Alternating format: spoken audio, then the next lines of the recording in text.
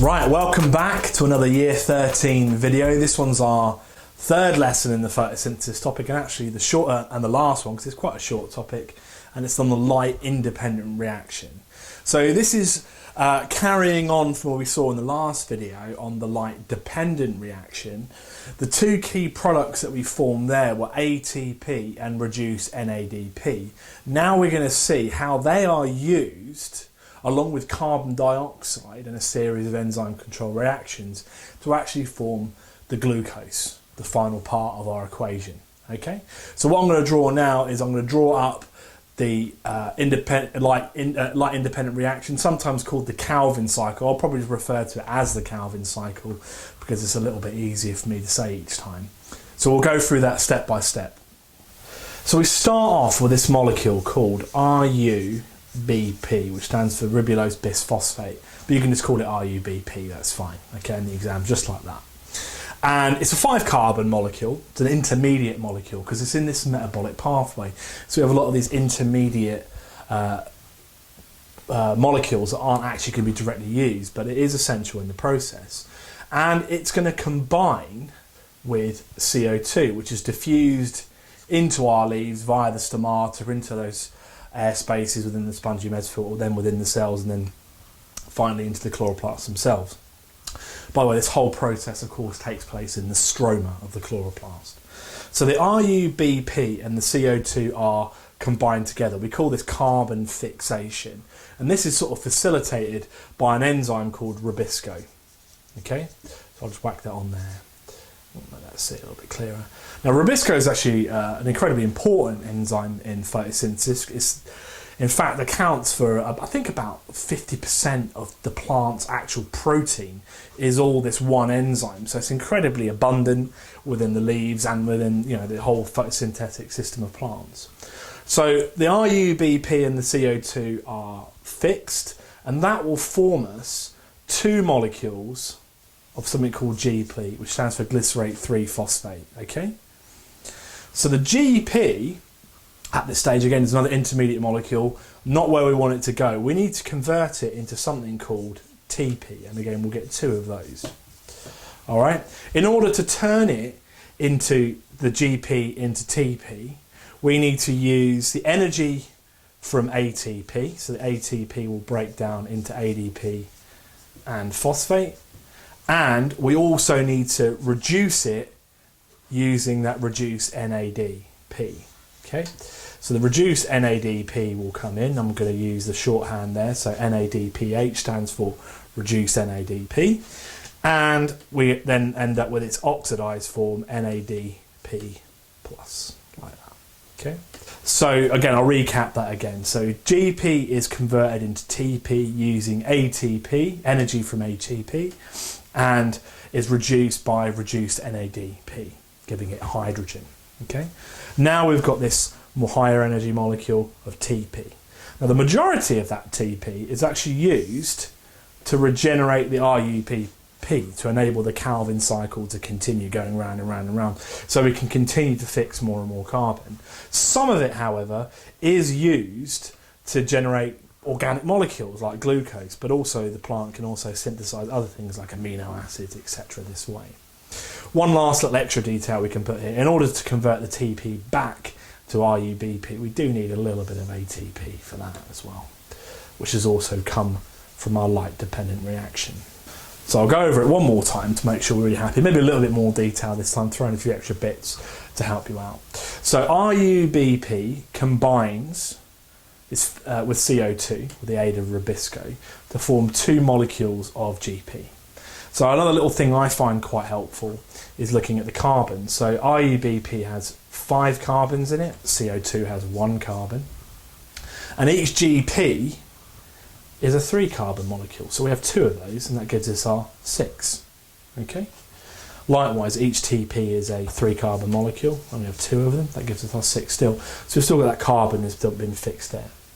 In order to convert that GP into TP, we're using energy from ATP, and it's also reduced by NADP. The majority of TP is used to regenerate IUBP, using some energy from ATP, and some of it is used to synthesize glucose. Okay, so that is the Calvin cycle. That is it in its entirety. Seems difficult at first, and you might see some more complex versions of it, but for me, that's all you need to know. That's generally what you get asked in the exams if you're having to describe it for like a 5 mark or whatever. That is all you need to really get your head around. So burn that one, copy it out a bunch of times, so you can memorize it, use it, because having a good knowledge of that will help you apply it to more challenging, more challenging exam questions. Okay, so that's it. That's it for the light independent reaction. Now we need to look at some other aspects of photosynthesis, and actually we're going to primarily focus first of all on what we call limiting factors, which we're going to look at next. Cheeky little tea break, I think, is in order after the old Calvin cycle. Lovely jubbly. Beautiful. Right, limiting factors now. So the way I look at this is, I go old school on it. I think about, maybe from primary school, the fire triangle. So in order for fire to burn, it needs 3 things, doesn't it? It needs oxygen, it needs fuel, and it needs heat in order for a fire to burn. If you take one of those things away, the fire goes out, it's gone. Photosynthesis is a bit like that. It has 3 primary factors that can limit the rate in which this reaction can occur. Those 3 primary limiting factors are light, CO2 concentration, and temperature. Okay? And they have specific reasons as to why they will limit the rate of reaction in photosynthesis. And in general, one or more of these will always be limiting the rate in some way. Now, farmers and greenhouse growers in particular could manipulate these factors to maximise, increase the rate of photosynthesis, in order to increase their overall yield. So we'll have a look at each of these in turn and discuss them, and I will start off with light intensity as my first limiting factor. So what I've drawn here is a little sketch graph of what might be typical for light, the effects of light intensity on the rate of photosynthesis. So I'll just put that on my x-axis there, light intensity. So let's break it down. Let's have a look at what we've got. So I've got light intensity on the x-axis, and I've got CO2 release and CO2 uptake. So anything above the x-axis here is where we're actually absorbing carbon dioxide from the air, and anything below the x-axis we're actually releasing it. So this is all a little bit, kind of looks at a little bit of a balance between respiration and photosynthesis, because both these processes are occurring at the same time if there's light available.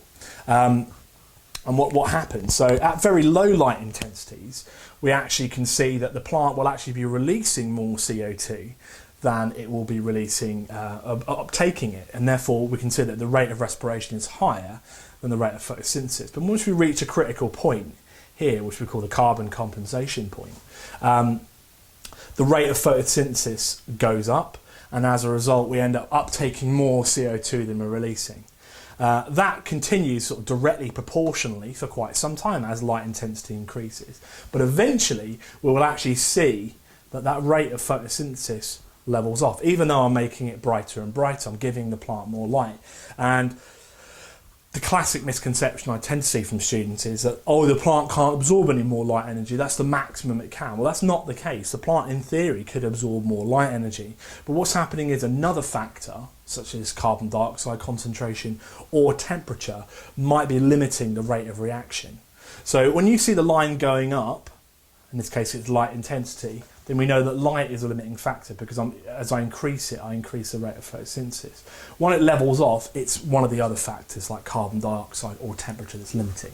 And in fact, if I gave the plant, maybe let's say this is at 10 degrees C, and then if I had the same plant at 15 degrees C, we would see that actually this line would carry on going directly proportionally for a while and then level off at a higher point. So I'd get an overall higher absolute rate, but again still temperature or CO2 will be limiting the rate of photosynthesis. So that's an idea with the light as a limiting factor. I've actually given you a task within this, once you've had a look at all these limiting factors, to identify which stage of photosynthesis would be most affected by light intensity. Okay, and you need to be able to suggest which part of the of photosynthesis would be most affected, but also why. Give me a reason why. What part of this machinery, if you like, of photosynthesis would be affected by light intensity the most. Okay, so now we've had a nice little look at light intensity, so let's move on and look at how CO2 concentration will affect photosynthesis as a limiting factor. So here we are now looking at CO2 as our limiting factor. And the graph is actually quite similar to the one before. We've got this sort of directly proportional phase, followed by this kind of levelling off. Excuse me. So on the x-axis, we can see I'm increasing the CO2 concentration, and on the y-axis, the rate of photosynthesis is increasing. So as I increase the CO2 concentration, the rate of photosynthesis increases because CO2 is a limiting factor.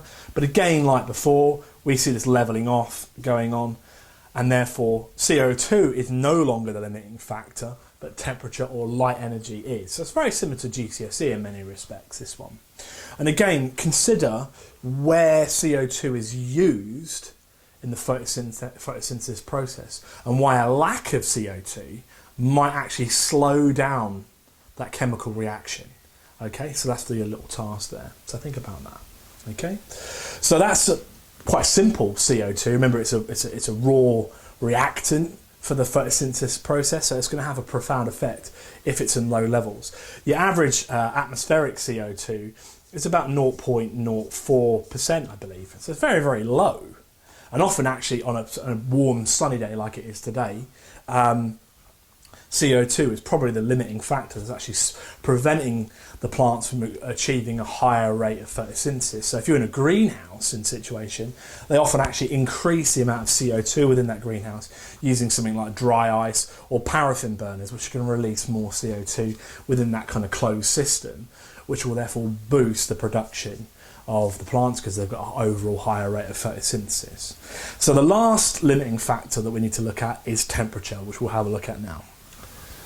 Right, okay, let's look at temperature then, our final limiting factor. So again, I've drawn a little sketch graph, temperature on the x-axis, rate of photosynthesis on the y. This time we're going to see a different pattern, okay? What we're going to see is that the rate of photosynthesis will increase up to a certain point, and then it will kind of level off for a little while, and then it will start to drop. So a very different kind of shape to what we've seen before there.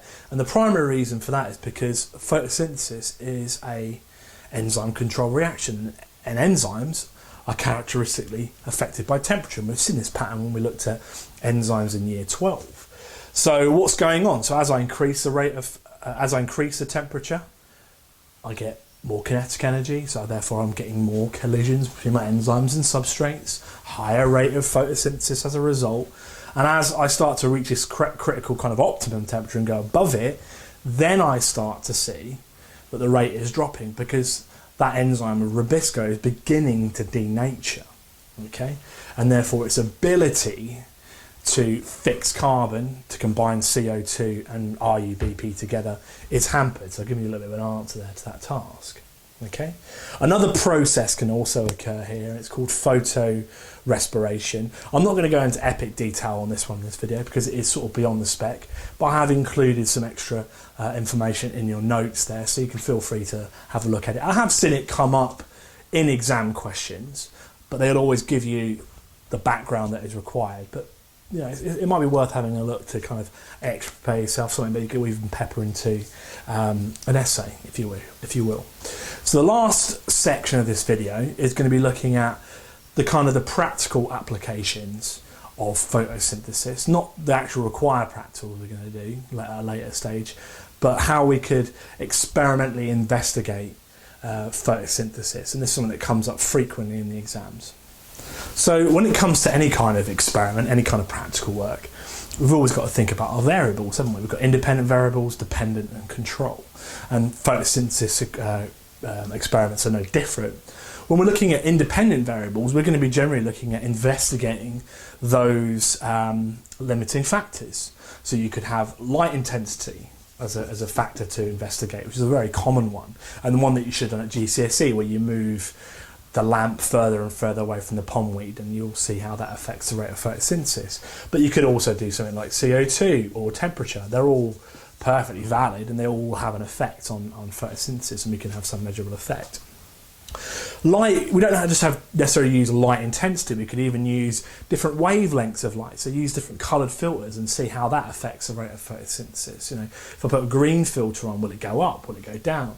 That sort of thing. CO2 for pondweeds, okay, because we can actually increase the CO2 in water fairly easy. We can have something like sodium hydrogen carbonate solution that will increase the amount of CO2 in solution for the pondweed. But for land plants, that's not really possible. You'd have to have a very closed little system, which is not really kind of possible in a kind of a school lab situation. Although I have seen some at universities where they have actually had sealed containers, and they've kind of tried to look at, say, what might happen with future CO2 levels and how that affects the rate of photosynthesis, or even looking at past proxies, like, you know, trying to replicate the Jurassic or the Cretaceous by upping the amount of CO2 and see how that affects the photosynthesis rate of plants. Fascinating stuff. Again, temperature, that's okay as well, particularly for pond plants. You could put your pond plant in different water baths, control the temperature that way. Harder for a land plant because, again, you've got to heat the air around it, and you would probably need to have one of those kind of closed systems, which would be difficult.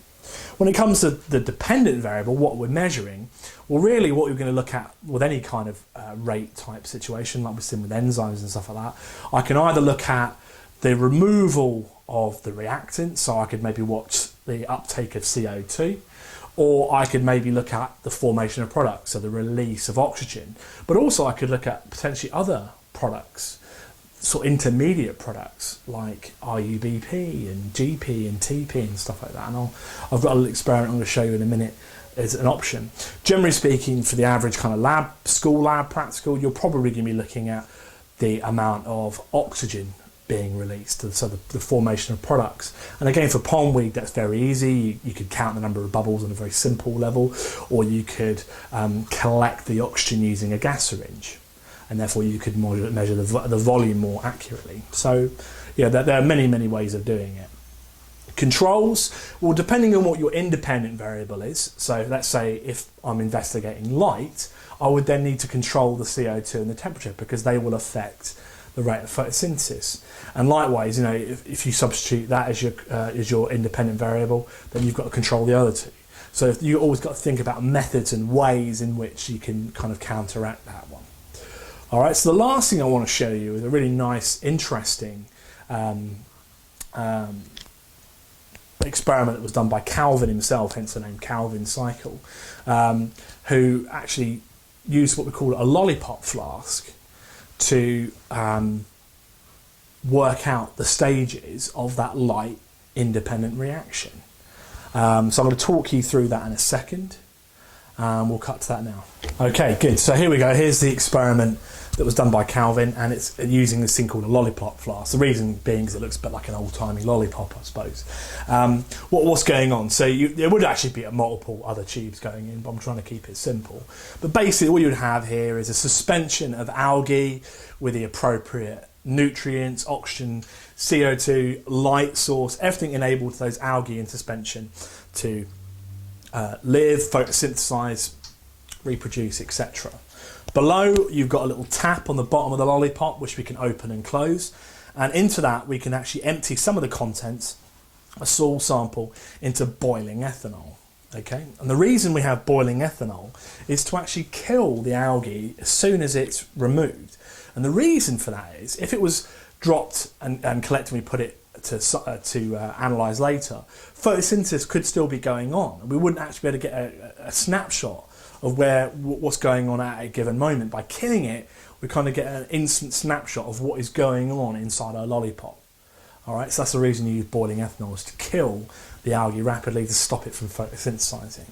So what do they do? How do they use this? Well, what they did is they added in some carbon dioxide that contained a radioactive isotope of carbon-14, into here.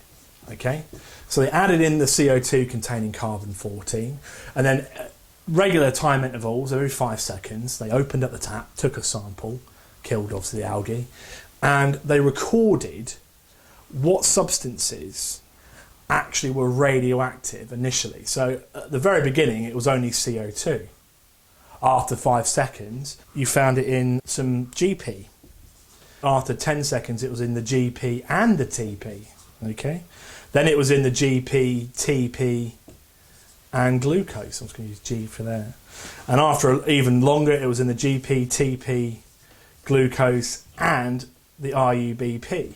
So from this experiment, we were able to work out the sequence of the Calvin cycle, because obviously that radioactive carbon was being passed on around that cycle, starting off with the CO2, then being transferred into the GP, then into the TP, then into some glucose, and then also into the RUBP as well. So that was the first thing they did with this setup. There was another experiment that has been done, again using a lollipop. This time they use a longer time interval, but also investigate the effect of removing the CO2 and what impacts that has on the rest of the cycle. And I'm going to show you what their results look like for that second experiment. Okay, so here's that second experiment. So I've drawn this graph here. It's quite complicated, but I'll show you what's going on. So we've got time here on the x-axis, and we've got our concentration of RUBP and GP up the side. So they allowed photosynthesis to carry on normally, so they had a CO2 supply in that lollipop flask. And at this time interval here, they've stopped the amount of CO2. And what happens? Well, the GP, first of all, starts to drop off rather radically and then levels off. The RUBP will start to increases a bit, and then it levels off as well, like that.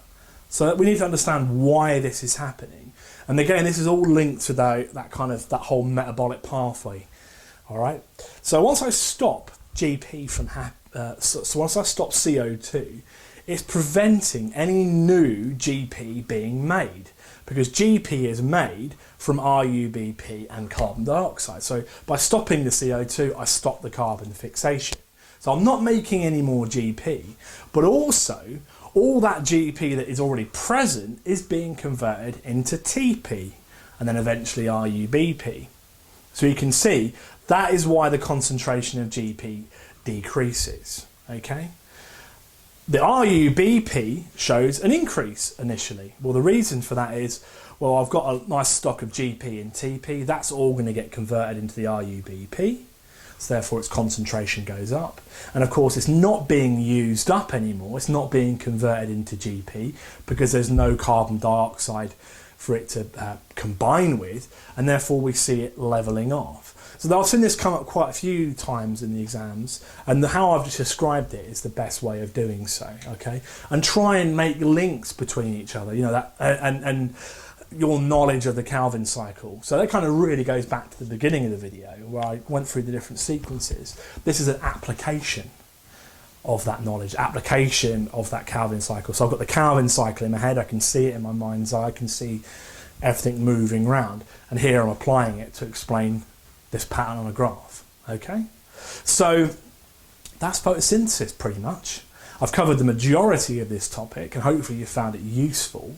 We'll soon be moving on to the next one, which is respiration, which is a nice dovetails really nicely with the photosynthesis, and a lot of the skills we've learned there will be useful there too. So yeah, enjoy the hot weather while it lasts. I certainly am doing a cheeky barbecue later on with Mrs. P. It's going to be great. So this is Dr. P signing off. Stay safe, have a good time. Cheers.